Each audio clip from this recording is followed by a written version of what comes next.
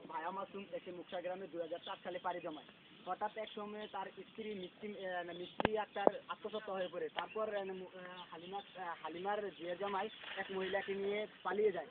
ঘটনাটি জানাজানি হলে তারপর মুকসার গ্রাম মতিন মার্কেটে এসে ভিড় জমায়। তারপর মুকসার গ্রামের সিআইডির প্রধান কর্মকর্তা আলম মিয়া তাদেরকে হাতে নাতে গ্রেপ্তার করে। গ্রেপ্তারের পর তাদেরকে মুকসার গ্রামে নিয়ে আসা হলে মুকসার গ্রামে মতিন মার্কেটে এসে ভিড় জমায়। তারপরে এলাকার গণ্যমান্য জঘন্য ব্যক্তিদের কাছ থেকে আমি জানতে পারি যে তাদের সম্পর্কে আমি কিছু এখন গ্রামের কিছু গণ্যমান্যদের কাছে আমি জিজ্ঞাসা করতে চাচ্ছি। হ্যালো, আপনি কি এই সময় আমাকে কিছু বলবেন? মাসুম সম্পর্কে আপনি কিছু জানেন? আসলে এই সম্বন্ধে আমি তেমন কিছু জানি না, তবে জানতে পারলে আপনাকে জানাবো। আচ্ছা ঠিক আছে। হ্যালো নীলিমা, আমি এই মুহূর্তে গ্রামের গণ্যমান্য লোকদের কাছে জানতে পারলাম যে ওদের সাথে চলছে কিন্তু ওদের সম্বন্ধে কিছু বলতে যাচ্ছে না। এই বায়া মাসুম কবি আছে, সেই বায়া মাসুমকে 2004 সালে রং নাম্বারে কথা বলে হালেমার জি মিষ্টির সাথে তার বিবাহ হয়।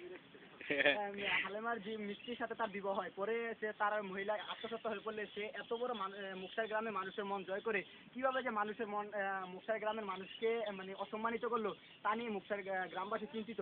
এই মুহূর্তে আমাদের কি পদক্ষেপ গ্রহণ করা দরকার তা নিয়ে মুকসারবাসী এখন খুবই চিন্তিত। হ্যালো নীলিমা, যখনই আমাদের মানে ওর ঘটনাস্থলে যখনই কোনো বিচার মুকসার আলমের বাড়িতে এক সাংবাদিকের রূপে